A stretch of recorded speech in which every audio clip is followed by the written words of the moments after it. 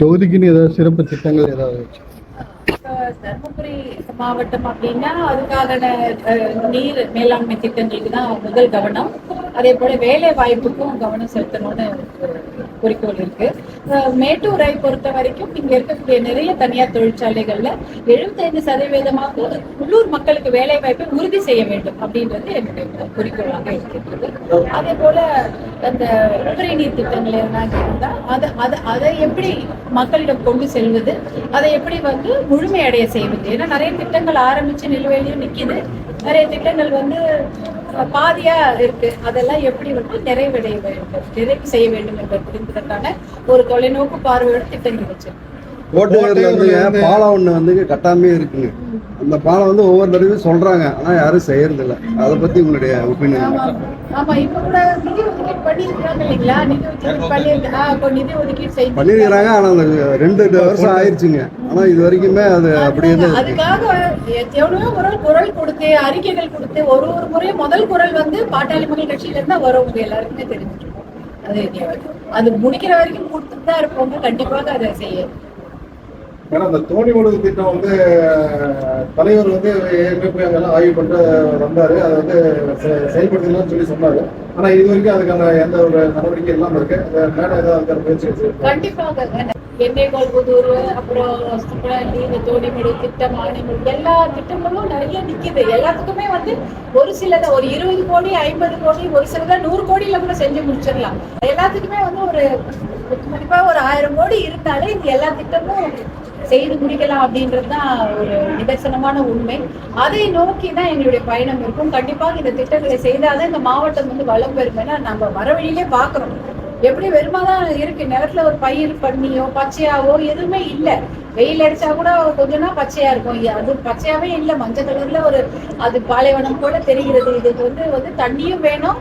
அதுதான் முக்கியமான குறிக்கோள். நீர்ப்பாசன திட்டங்களுக்கு நம்ம முக்கியத்துவம் கொடுக்காம விட்டது இன்னைக்கு நம்ம அந்த பலனை அனுபவிக்கலாம். அதனால நீர்ப்பாசன திட்டங்கள் தான் பசுமை நாயகன் சார்பாக நாங்க முதல்ல இருந்து எடுத்துக்க சொல்லி கொண்டிருக்கிற ஒரு திட்டம். அந்த விஷயங்களை சட்டமன்ற உறுப்பினர்கள், பாட்டாளி மக்கள் சட்டமன்ற உறுப்பினர்களும் நாடாளுமன்ற உறுப்பினர்களும் எல்லா இடத்துலயும் சொல்லிட்டு தான் இருக்கிறாங்க. அதை நாங்க தொடர்ந்து குரல் கொடுத்து முடிக்கணும்ன்றதுதான் எங்களுடைய. தமிழகம் முழுவதும் நாடாளுமன்ற தேர்தல் முடிவுகள் எப்படி வரும்? நன்றாக வரும். இந்த தேசிய ஜனநாயக கூட்டணி தான் மிகப்பெரிய வெற்றியும் பெறும். ஒகேனக்கல் அன்னார் தொகுதிங்க. ஒகேனக்கல் அந்த வளர்ச்சிக்கு என்ன?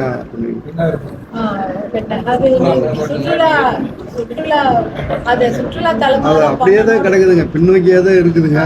அது என்னன்னாங்க, நானே போயிருக்கேன் நிறைய முறை. பாத்தீங்கன்னா அந்த சீகா பாக்கெட், எண்ணெய் பாக்கெட்லாம் இருக்கும். அது மக்களுக்கு விழிப்புணர்வு ஏற்படுத்த வேண்டும். அதெல்லாம் அங்க போட எப்ப அந்த பிளாஸ்டிக் எல்லாம் தடை பண்றோமோ அந்த பகுதியில, அப்பயே அந்த இடம் பாதி சுத்தமாயிடும். பாத்தீங்கன்னா வெறும் எண்ணெய் பாக்கெட் சீகா பாக்கெட் தான் இருக்கு. அங்கதான் தலை குடிக்கிற பகுதி. அதெல்லாம் கொஞ்சம் அது நம்மளுடைய பாரம்பரியமான ஒரு இயற்கை சார்ந்த ஒரு இடம். அதை நாம் பாதுகாக்க வேண்டும் என்பது மக்கள் மனதிலும் ஒரு விழிப்புணர்வு ஏற்படுத்த வேண்டும். தேசிய ஜனநாயக கூட்டணி தமிழ்நாட்டுல எத்தனை இடத்துல வரும்? 39, 40 மது ஒழிப்புக்கு, மது போதைப் பொருள் எதிராக ஐயா 40 போராடிட்டு இருக்காரு. ஆனா இப்ப சமீபமா மேட்டூர் போதைப் பொருளோட விற்பனை மையமா திகழ்ந்துட்டு இங்க இருந்தா தமிழ்நாடு பூரா விற்பனை செய்ய. நேற்று கூட ஒரு 65 கிலோ கஞ்சாலாம் பிடிச்சிருக்காங்க. இப்ப அதுக்கு எதிராக நம்ம பசுமை தாயகம் நம்ம கட்சி சார்பில் ஏதாவது நடவடிக்கை எடுக்க வாய்ப்பு?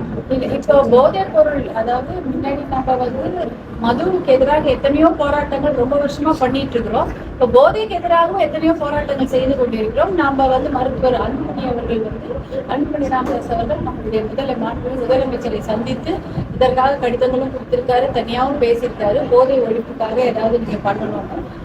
இருந்தாலும் நம்ம பாத்தீங்கன்னா கடைசியில இப்பதான் தமிழ்நாட்டுலதான் அது மிகப்பெரிய ஒரு பெரிய தலைவிரித்தாடுகின்ற ஒரு மிகப்பெரிய கொடுமையாக நம்ம பார்க்கின்றோம். எவ்வளவு இளைஞர்கள் சீரழிகிறாங்க. கண்டிப்பாக இதை நோக்கி எங்களுடைய இன்னும் செயல்பாடுகள் அதிகமாக தான் இருக்கு.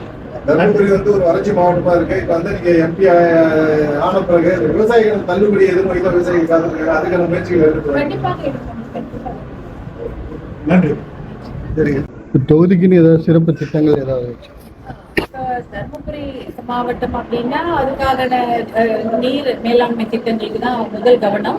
அதே போல வேலை வாய்ப்புக்கும் கவனம் செலுத்தணும்னு குறிக்கோள் இருக்கு. மேட்டூரை பொறுத்த வரைக்கும் இங்க இருக்கக்கூடிய நிறைய தனியார் தொழிற்சாலைகள்ல 75% உள்ளூர் மக்களுக்கு வேலை வாய்ப்பை உறுதி செய்ய வேண்டும் அப்படின்றது என்னுடைய குறிக்கோளாக இருக்கின்றது. அதே போல அந்த உபரி நீர் திட்டங்கள் எதனாக இருந்தால் அதை எப்படி மக்களிடம் கொண்டு செல்வது, அதை எப்படி முழுமையடைய செய்வது